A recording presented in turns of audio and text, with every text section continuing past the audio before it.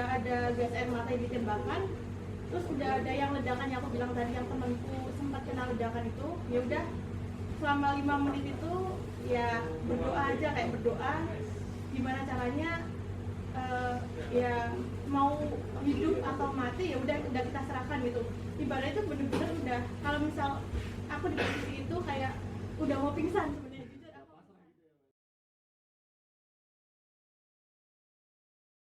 Oke, selamat malam. Assalamualaikum warahmatullahi wabarakatuh. Waalaikumsalam warahmatullahi wabarakatuh. Salam sejahtera untuk kita semua. Kita kembali lagi pada malam yang ceria, malam yang cerah dalam podcast Podcast Jokswen. Oke. Jokswen. Kita akan kedatangan tamu istimewa gitu. Di sini ada Mas Hakim Ais dan Mbak Dini. Nah, Mas Hakim Ais ini sekarang lagi menjabat sebagai apa nih, Mas? Ya, sebagai mahasiswa tua aja. Oh, mahasiswa tua. Ya, cuman ya menggemari olahraga gitu aja. Sebagai pengamat olahraga gitu ya, berarti Mas Hakim? Ya, suka olahraga. Oke, siap. Kebetulan gitu. Nah, Mbak Dini ini kebetulan saya dengar Mbak Dini apa ya, menjadi saksi mata gitu pas keadaan dan kronologi Kanjuruhan gitu ya. Ya bisa dibilang begitu. Berarti kesana sendiri Mbak Dini itu? Insya Allah sendiri. Memang supporter sejati kayak Oh, gini. Enggak. Cuman karena emang lagi kebetulan kosong aja gitu. Aremania berarti ini Mbak Dini terus ya. Aremanita dong. Aremanita, oke. Masih. betul oke. Jadi selaku Aremanita ini Mbak Dini pas waktu kronologi Kanjuruhan berarti di sana dengan istilahnya apa ya, kericuhan yang terjadi gitu ya Mbak Dini ya. Chaos berarti ya misalnya. Nah, tragedinya itu gimana Mbak Dini, bisa diceritakan gitu? Awalnya sebenarnya nggak ada indikasi buat mau chaos gitu, nggak ada indikasi sebelumnya kayak gitu. Cuman karena emang menit-menit terakhir menjelang babak yang kedua itu 10 menit terakhir lah. Nah 10 menit terakhir itu seperti udah mulai ada indikasi mau ricuh gitu. Ya mungkin karena memang dari tuan rumah sendiri gitu ya, tuan rumah sendiri hampir mengalami kekalahan lah ibaratnya kayak gitu. Nah di kandang sendiri dan hampir mengalami kekalahan, dan mungkin ada juga beberapa supporter yang mungkin mereka berinisiatif ingin ibaratnya dia memberikan support lah kepada pemain. Nah ketika menit telah selesai itu ya para supporter itu berhamburan. Sebelumnya itu ada 2 supporter, yaitu turun ke lapangan. Nah turun ke lapangan itu tidak lain dan tidak bukan itu sebenarnya untuk memberikan support lah kepada pemain tersebut. Langsung menghampiri gitu berarti ya? Ya betul. Nah tapi mungkin karena di Indonesia itu kalau kayak gitu bukan hal yang lumrah nggak sih? Iya, Nah betul, kan betul. gitu. Nah mungkin karena hal itu jadi penyikapan dari aparat juga kan. Nah aparat juga menyikapinya kan kayak ada 2 orang yang turun ke lapangan dan pada dasarnya itu kan sebenarnya nggak boleh kan. Nah itu turun ke lapangan, penyikapannya yang mungkin salah gitu. Berlebihan gitu ya. Ya berlebihan. Seharusnya kan mungkin bisa disuruh keluar baik-baik aja gitu. Nah ternyata penyikapannya lah yang mungkin ngebuat jadi para supporter yang lain ikut turun gitu. Ibaratnya mereka membantu karena udah ada indikasi pemukulan dan sebagainya seperti itu. Tapi di sana berarti Mbak Dini itu bisa lolos dari kejadian itu bagaimana itu Mbak Dini? Padahal kan menurut yang saya baca gitu ya, karena saya nggak kesana, itu dalam keadaan pagar tertutup gitu ya. Di dalam pun chaos sebegitu ramainya dan banyak asap-asap berarti ya. Iya. Gas air mata yang banyak dihambur-hamburkan kemana gitu. Ya itu caranya bagaimana? Bisa Caranya itu sebenarnya kan habis yang 90 menit pertama 90 menit itu kita ibaratnya udah kan itu udah chaos kan. Nah itu dari kita pun ada yang udah nunduk gitu, nunduk di bawah kayak nunduk karena kan itu udah ada ledakan-ledakan kayak apa ya, flashbang lah. Baik ada itu, ada flare dan sebagainya. Dan pada saat itu sebenarnya belum ada gas air mata. Gas air mata itu adanya di dalam lapangan dulu kan. Di dalam lapangan dulu baru gas air mata itu ada di tribun. Nah, ketika udah ada di tribun itu dari kami kan aku di gate 14 kan. Ibaratnya yang paling chaos itu gate 13. Aku sebelahnya 13 gitu. ya, Iya. itu ya.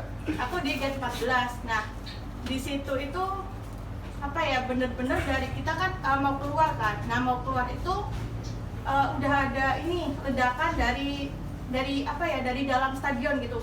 Jadi kan aku juga kesana sendiri kan. Cuman aku ada kenalan gitu tiba-tiba rombongan dari anak-anak Sidoarjo, Surabaya gitu. Nah, aku bareng sama mereka keluarnya, terus kaki temanku itu kebetulan juga kena ledakan itu. Jadi pas-pasan di kakinya gitu. Jadi ada luka gitu. Nah, aku sebenarnya kena juga, cuman di bagian sepatu. Jadi sepatunya yang agak ya mungkin kayak gitulah bentukannya. Gitu ya? Ya, gitu. Nah setelah itu turun dan itu tuh posisi pintu emang udah tertutup gitu. Jadi emang hampir 5 menit lah. 5 menit itu kita dalam keadaan udah ada gas air mata yang ditembakkan. Terus udah ada yang ledakan yang aku bilang tadi, yang temanku sempat kena ledakan itu. Ya udah selama 5 menit itu ya berdoa aja, kayak berdoa gimana caranya ya mau hidup atau mati ya udah kita serahkan gitu. Ibarat itu bener-bener udah, kalau misal aku di posisi itu kayak udah mau pingsan sebenarnya, jujur aku mau pasrah pingsan gitu ya berarti. ya, aku udah mau pingsan. Kayak tahu sendiri kan kalau gas air mata itu kayak bikin mata perih dan ini sesak sesak.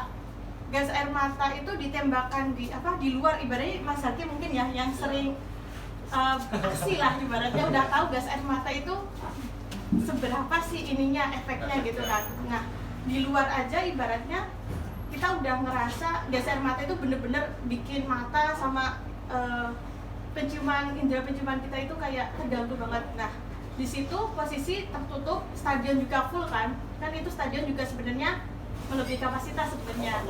Ya, benar-benar overload dan hampir malah ada yang di bawah juga kan. Di bawah itu udah nggak kedapatan tribun gitu ibaratnya di situ.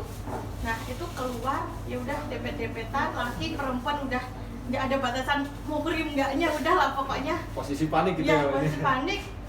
Kepala aku di kepala temanku juga itu laki-laki kan. Ini juga samping sini udah kayak ibaratnya udah semua pasrah, tangannya kayak gini semua udah. Ya udah keluar. Habis itu keluar, bisa keluar itu langsung ada orang yang ibaratnya dia lagi ngebasahin muka dia itu pakai aqua. Nah, pakai aqua gitu, udah langsung di itu kan. Ya udah langsung minta sama temen-temenku, ya udah minta. Habis itu kita bisa keluar. Nah, setelah keluar itu ini ada kayak penjual gitu loh, ya. Kita pakai sprit buat menghilangkan itu karena dari pihak aparat pun menyarankan untuk ya udah pakai sprit aja gitu. Kita pakai sprit. Di luar stadion ternyata juga lebih chaos lagi daripada yang di ini. Ternyata di stadion juga di luar itu bener-bener juga masih ada penembakan gas air mata gitu. Itu sih. Ya, itu.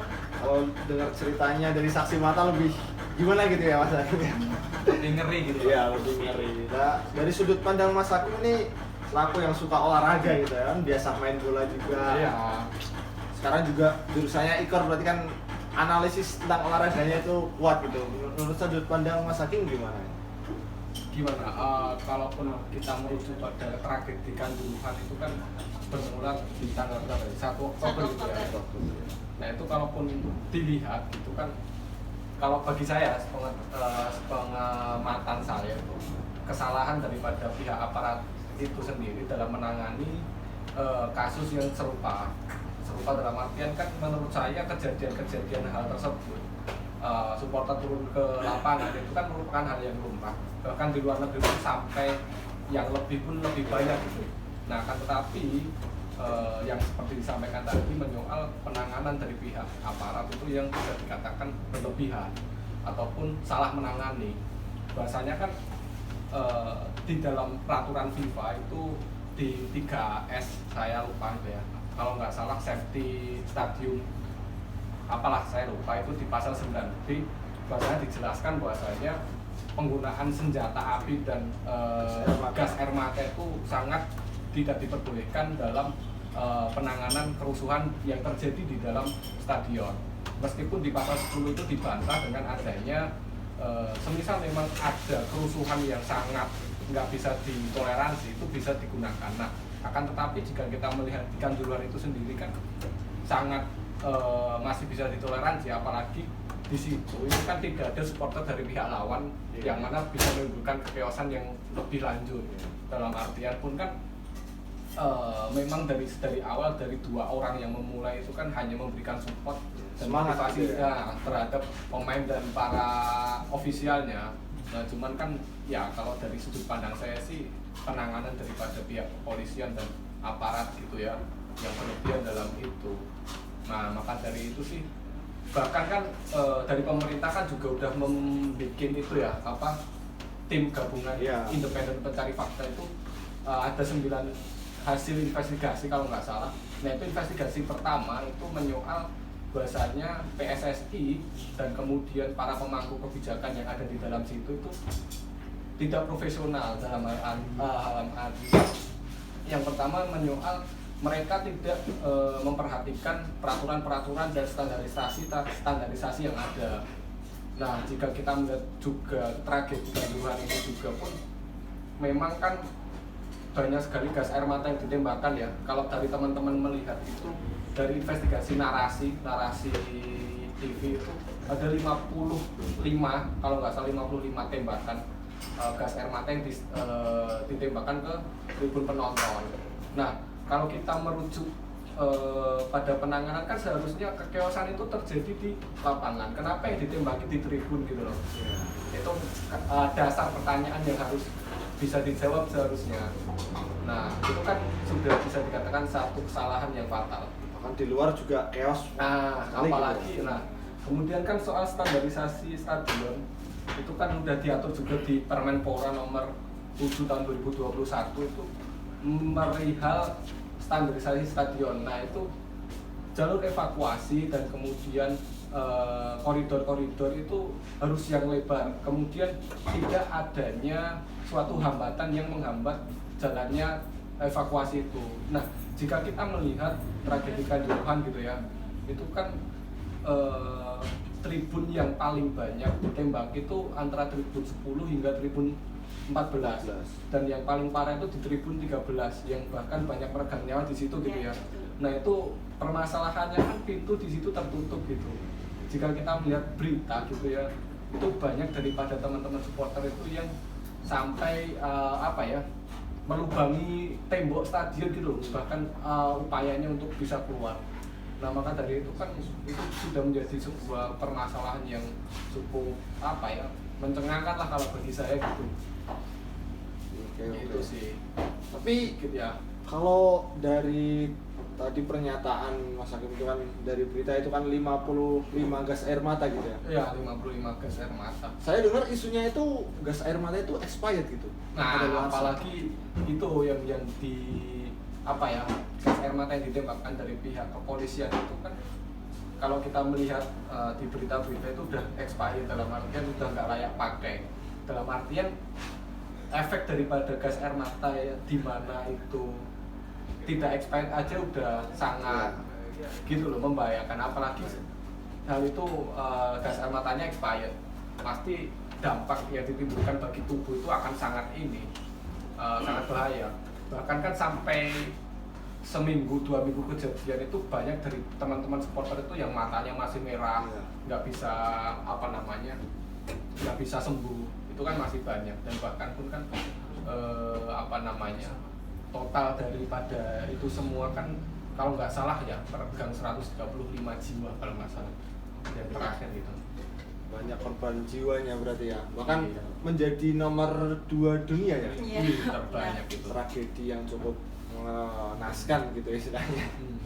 Karena kalau dilihat dari tragedi itu kan berarti banyak kekeosan dari ya kesalahan sebelah pihak gitu ya berarti kalau Iya sih. dilihat dari tragedi-tragedi tersebut.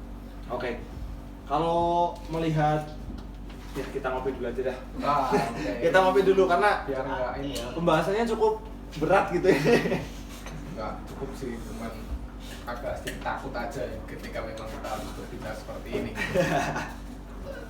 Tapi kalau dari tim yang sudah dibentuk itu udah mendapatkan 9 tadi ya. Ya, 9 hasil investigasi itu. Ya, sampai sekarang berarti udah dinyatakan clear belum untuk tragedi Kanjuruhan itu? Gini, TGIPF itu kan diketuai sendiri oleh Menko Polhukam, dalam artian ini kan siapa namanya, Mahfud MD. Nah, hanya saja tindak lanjut daripada temuan-temuan ini itu yang masih belum dalam artian diinvestigasi lagi, ditindaklanjuti lah. Nah, sampai sekarang kan dari masyarakat Malam itu sendiri, nawak-nawak gitu ya, Nawak. Semarang itu mengatakan kan masih banyak dari teman-teman itu yang menyuarakan, bahkan sampai menyebar poster-poster usut tuntas. Nah, dalam artian ini kan sampai sekarang itu belum terusut sampai tuntas gitu. Nah, malah timbul permasalahan lagi di mana ketika teman-teman itu menyuarakan hal demikian, kemudian dia menyebar semacam pamflet ataupun pamflet seperti itu di pinggir jalan, itu malah digembosi ataupun dikebirilah suara-suara mereka itu dengan cara dicopoti. Nah, itu kan gimana ya, bagi saya itu bentuk entah itu orang suruhan ataupun memang, kalau bagi saya itu pasti orang suruhan, dalam artian ini jangan sampai Kota Malang tercemar gara-gara adanya kasus ini. Nah, seperti itu sih. Berarti salah satu hal untuk menyembunyikan gitu ya? Iya, menyembunyikan. Agar dari masyarakat secara umum itu tidak kembali effort untuk menyuarakan hal itu. Gitu. Oke. Kalau berbicara masalah Kanjuruhan berarti cukup kompleks gitu ya, dan cukup banyak gitu. Kalau dilihat dari sekarang juga belum diusut tuntas gitu, walaupun dari pemerintah sudah banyak upaya-upaya tindak lanjutnya sih itu sih. Nah, dari Mbak Dini sendiri ini selaku supporter Aremanita gitu ya berarti ya? Supporter Arema. Ya, supporter Arema. Nah, itu evaluasi dan harapan ke depan gitu untuk supporter sepak bola Indonesia gimana? Ataupun ya aparat-aparat lah, misalnya untuk menjaga ketertiban dan lain sebagainya, itu harapannya bagaimana menurut Mbak? Mungkin ya untuk supporter sendiri, yang pertama tadi mau gimana pun hasilnya itu ya tetap berlapang dada ya, walaupun itu mungkin di kandang sendiri gitu ya. Mungkin aku nggak bilang Arema juga ada indikasi di sini gitu, tapi nggak memungkiri juga ya, mungkin tetap ada sangkut pautnya lah sama Aremanya juga gitu. Yang mungkin ada beberapa pihak yang mungkin juga mereka merasa kenapa sih harus kalah di kandang sendiri, dan itu pertama kali dalam jangka waktu 23 tahun ya Arema kalah di kandang sendiri dan dengan Persebaya seperti itu. Jadi mungkin ya benar-benar efeknya yang cukup besar lah gitu. Dan ada info juga yang katanya pemain Persebaya pun juga diserang kan katanya. Nah, itu kan berarti nggak memungkiri juga mungkin dari Aremania juga belum bisa bersikap lebih dewasa gitulah terkait dengan penyikapan hal ini gitu. Nah, mungkin kedepannya itu supporter itu kan kita datang ke stadion ibaratnya kita untuk mendukung tim kebanggaan gitulah. Mau kalah mau menang ya kita tetap dukung gitu. Kita bukan menang mania, kita Aremania gitulah. Nah, ya udah gitu. Jadi bagaimanapun hasilnya tetap kita support gitu. Nah, untuk seluruh supporter pun juga harus seperti itu gitu. Ya mungkin nyanyian juga yang di tribun yang katanya juga memicu kiamatmu di Malang lah itulah. Nah, ibarat kayak gitu juga mungkin lebih jangan digunain lagi lah. Ibaratnya mungkin dulu hal yang lumrah, tetapi kan sekarang hal kayak gitu harus dikurangi menurut aku gitu. Jadi biar apa ya supporter bola ibaratnya ya udah kita dukung aja gitu, yang baik-baik aja, nggak usah yang bener-bener yang memancing emosi atau amarah lah ya, karena kan kita juga 2 tahun nggak nonton bola, ibaratnya juga pasti adrenalin buat ke stadion dan sebagainya itu juga berbeda gitu dari yang biasanya gitu. Nah kemudian untuk yang tadi aparat ya, untuk aparat sendiri mungkin penyikapannya itu lebih misal di stadion itu ya kan ada kayak pemadam kebakaran kan, kayak mobil pemadam kebakaran kan tetap ada di stadion gitu. Nah mungkin untuk membubarkan massa dengan jumlah yang mungkin sedikit, paling utama itu kan sedikit pertama kali, nah itu mungkin bisa menggunakan itu, jadi jangan langsung kayak main asal pukul atau bagaimana gitu. Jadi gimana pun caranya ngebuat di situ itu benar-benar mereka merasa nyaman kan, mereka datang untuk menonton, mereka datang dengan bahagia, pulang juga gembira, bukan untuk menyerahkan nyawa mereka gitu. Nah seperti itu sih. Oke, berarti ya banyaklah evaluasi yang harus kita benahi khususnya di supporter Indonesia gitu. Iya sih. Harapannya dari Mas Hakim gimana ini untuk supporter Indonesia dan aparat yang menangani? Kalau gitu, yang pertama jelas bahasanya nggak hanya kepada aparat gitu ya, kepada negara, bahasanya ya sikap saya untuk bisa mengusut tuntas kasus kejadian ini sampai ke akar-akarnya, di mana memang datangnya permasalahan itu dari mana, kemudian solusinya bagaimana apa, itu kita harus kawal secara bersama-sama gitu. Nah kemudian nggak hanya kepada aparat dan negara, dalam hal ini dari saya pribadi sih menuntut bahasanya kepada pihak penyelenggara, dalam hal ini entah PSSI, PT LIB ataupun panitia pelaksana panpel itu sendiri. Yang pertama jelas ketika memang adanya suatu pertandingan yang bisa dikatakan high resiko ataupun resiko tinggi, itu harus memperhatikan yang namanya standarisasi ataupun peraturan yang ada. Karena jika dilihatkan menyoal sebenarnya kan dari pihak polisi itu sudah menyarankan untuk pertandingan ini kan dialihkan ke jam yang lebih sore ataupun yang lebih siang gitu ya. Nah, akan tetapi pihak dari PT LIB itu kan karena yang pertama menyoal, kalau bagi saya ya itu menyoal pendapatan ataupun rating itu sendiri. Nah, pastinya kan dari mereka menginginkan rating yang tinggi dan menginginkan pemasukan yang tinggi. Dalam artian ini kan sudah menjadikan komersialisasi dalam dunia olahraga. Nah, di sisi lain juga mereka tidak memperhatikan yang namanya kondisi atlet. Ketika ya kita tahu sendirilah, sebagai aku sendiri ya mahasiswa olahraga gitu ya. Nah itu olahraga di malam hari itu kan bisa dikatakan tidak sehat. Metabolisme tubuh yang seharusnya bisa istirahat, di situ kita malah bekerja ekstra. Nah dampaknya apa? Dampaknya kan nanti bagi atletnya itu sendiri. Nah bagi saya kan atlet sekarang itu bisa dikatakan bak sapi perah gitu, ya, diperas susunya terus hanya untuk demi keuntungan pribadi ataupun segelintir orang saja gitu. Nah itu sih. Nah kemudian pun ya harapannya untuk supporter gitu ya. Ya bagi saya sih fanatisme itu dalam sebuah diri supporter itu boleh saja. Nah kan tetapi fanatisme ataupun fanatisme itu sendiri kan ini nggak hanya kegaduhan saja ya, melainkan untuk seluruh supporter Indonesia ya, karena memang banyak kejadian serupa, dalam artian ini banyak pembunuhan yang terjadi di kalangan supporter kan itu kan didasari atas fanatisme itu sendiri. Nah kalau bagi saya sih fanatisme itu nggak lebih daripada yang namanya kemanusiaan gitu. Nah maka dari itu ya harapannya sih bagi seluruh supporter di Indonesia bahkan di dunia gitu ya, untuk meninggikan ataupun menomorsatukan yang namanya kemanusiaan itu sendiri. Bagi saya sih itu kemanusiaan di atas segalanya gitu sih. Berarti itu perlu adanya sebuah edukasi gitu ya, ya. Untuk supporter Indonesia. Oke. Wah, ini kalau melihat jam Piala Dunia sedang main ini, Hakim. Jam berapa ini? Oh, oke, jam ya, 11 gitu ya. Jam 11 Piala Dunia sedang main. Tapi soalnya saya sedikit melihat apa ya, Jerman sama Jepang itu wah agak rame itu. Wah, enggak. Rame story. Ya banyak meme-meme Ya, betul sekali karena kekalahan Jerman itu. saya juga heran gitu.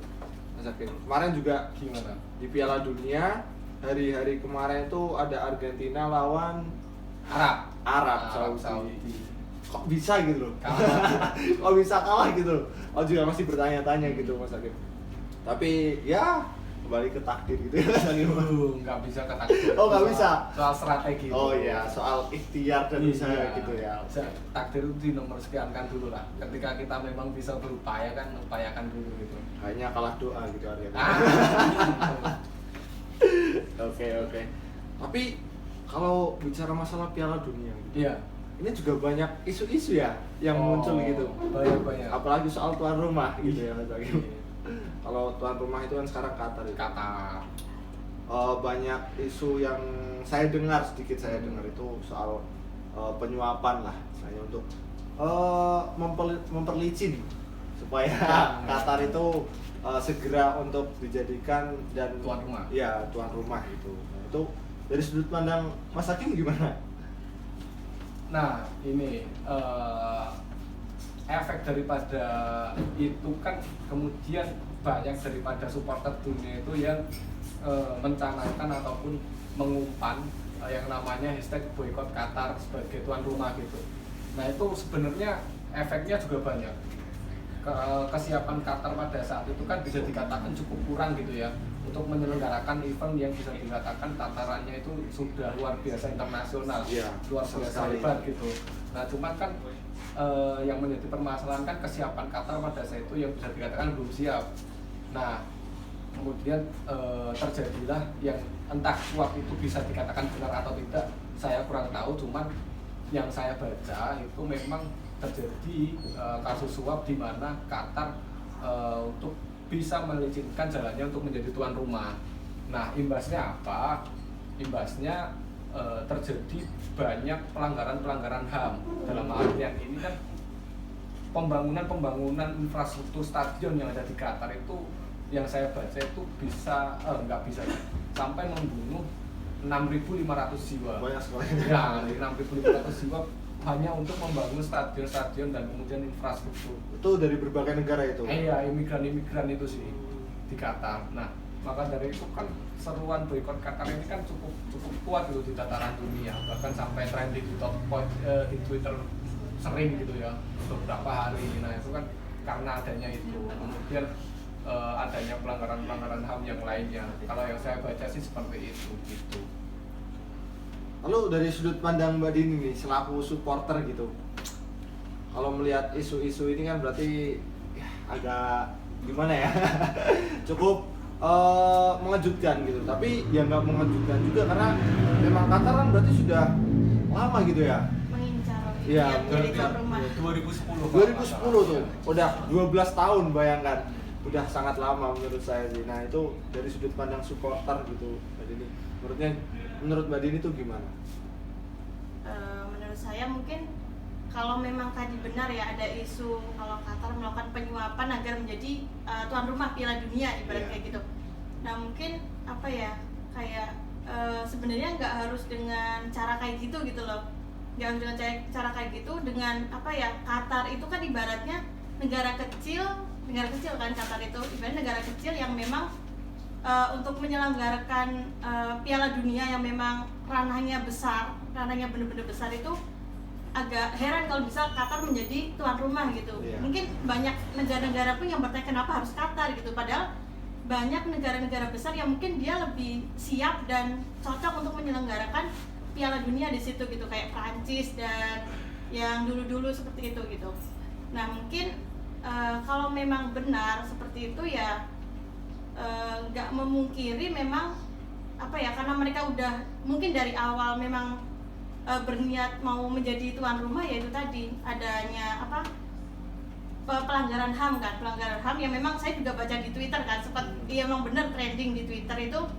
Banyak lah kayak imigran yang di sana kayak benar-benar merasa terintimidasi gara-gara adanya mereka yang terlalu terforsir, dan dia juga ngotot bener-bener pengen ada Piala Dunia di Qatar tersebut gitu.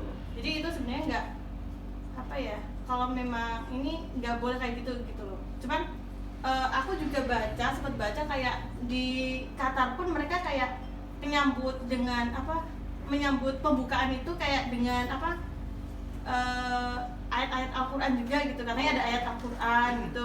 Padahal kita tahu sendiri juga di Qatar itu kayak mayoritas padahal ada ini kumpulan juga katanya yang kaum ya tahu sendiri itulah ya kan tuh, nah kayak gitu. Terus dengan penyambutan yang katanya cukup meriah gitulah. Nah itu yang mungkin itu kayak biar menghalau isu yang dimana katanya Qatar melakukan penyuapan gitu, dan apa ya, kasus-kasus yang sebenarnya kayak nanti apa dari Qatar itu melakukan penyuapan kepada pemain-pemain yang bertanding di laga pembuka pun juga menjadi sorotan gitu.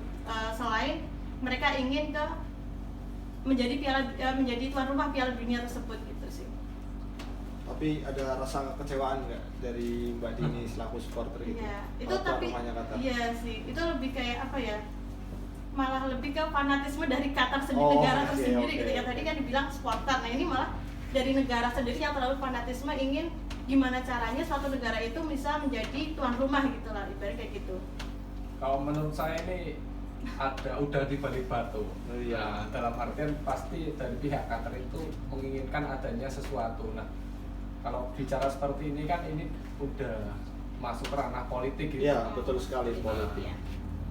Nah, karena kan gimana ya, bagi saya juga sih, bagi yang pertama itu ada Che Guevara, dia seorang revolusioner Kuba yang membebaskan rakyat Kuba dari rezim Batista pada saat itu, bahkan mengatakan sepak bola ini adalah sebagai alat perjuangan gitu, karena lewat sepak bola kita bisa menyentuh ke segala ranah, segala lini masyarakat gitu ya, dari masyarakat bisa berkumpul menjadi satu, di mana pada saat itu Che Guevara itu di suatu tempat di mana dalam suatu tempat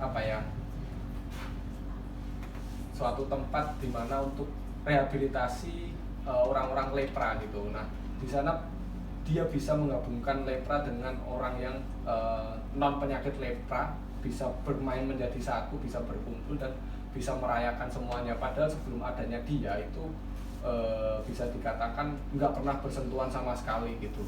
Nah, maka dari itu ya pasti ada hubungan politik di balik itu semua.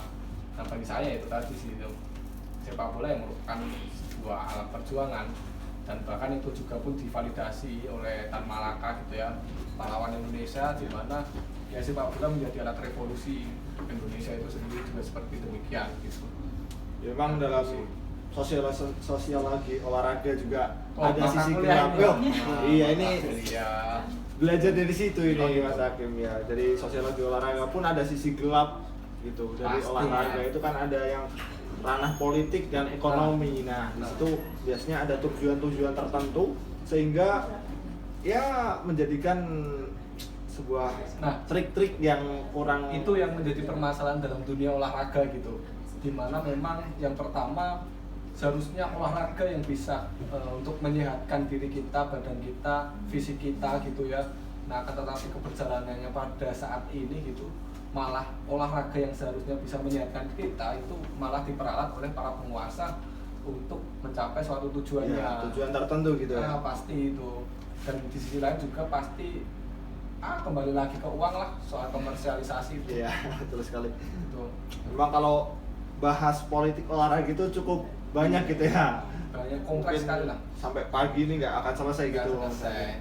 Oke, berarti kita udah berbicara masalah Kanjuruhan tadi yang memang sampai sekarang belum diusut tuntas gitu ya Mas Hakim. Belum diusut tuntas. Tadi juga kita ya sedikit berbicara masalah Piala Dunia, yang dimana ada sebuah isu-isu yang sekarang gencar, apalagi Piala Dunia kan ya di masyarakat ya, itu lagi euforianya ya, tinggi lah kita saat ini. Memang itu berarti kan adalah salah satu bagian dari politik olahraga yang cukup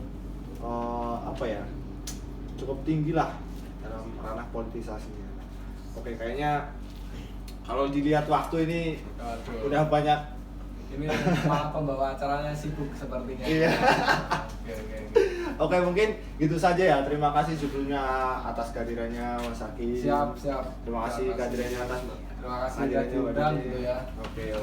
Mungkin itu saja ya teman-teman atas apa yang sudah kita bicarakan, cukup seru gitu. Masalah Kanjuruhan, masalah Piala Dunia yang banyak sekali isu yang ada di dalamnya. Nah, maka dari itu kita harus kritis terhadap sebuah permasalahan atau isu dalam olahraga, karena ya kita juga anak olahraga, bahkan setiap manusia pun butuh olahraga gitu ya. Pasti. Butuh olahraga untuk kebugaran jasmani gitu, karena pada dasarnya olahraga itu ada tujuannya yaitu menyehatkan badan dan Ya. meningkatkan kebugaran seseorang gitu ya. Ya. Oke, mungkin itu saja pojok kali ini podcast Jo Kesuwen gitu ya. Kita bawakan dengan sidat, yaitu singkat dan padat Oh, gitu. maka dari itu aja kesukaan dia. Ya sudah saja gitu ya. Gitu Oke, jangan lama-lama. Oke. Jangan lama, tapi udah jam 12 gitu. Oke, mungkin itu saja yang bisa kami hadirkan, bicara panjang lebar. Kalau misalkan ada salah kata, salah perbuatan, kami mohon maaf gitu ya. Ya. Jadi, kurang lebihnya mohon maaf. Terima kasih. Wassalamualaikum warahmatullahi wabarakatuh. Sampai jumpa.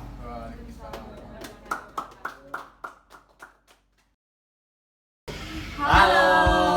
Oke, itu tadi podcast dari kami. Udah panjang lebar bicara masalah sosial. Apa ya? Tadi ya bicara masalah apa? Tentang Kanjuruhan sama Piala Dunia. Tentang Kanjuruhan, tentang Piala Dunia yang notabene sudah termasuk dalam politik olahraga. Betul. Jadi pembahasan kita tadi adalah politik olahraga. Sosiologi olahraga dan Politik politik olahraga. Oke, sebenarnya saya tadi belum perkenalan ya. Iya benar. Aku mau kenalan dulu. Namaku Syahrul Ramadan, NIM 6101420017. Dan aku Risa Yulitania dengan NIM 6101420019. Dan aku Fenska Amelia Putri, NIM 6101420014. Dan aku Dianita Damara NIM 6101420003. Oke, itu aja dari kami ya. Kalau misalkan ada salah kata, salah perbuatan, di sini kami juga bekerja sebagai tim untuk melakukan podcast atau pojok ini ya. Pojok singkatan dari apa? Podcast Ojo Kesuwen. Terima kasih. Kita pamit undur diri. Wassalamualaikum warahmatullahi wabarakatuh.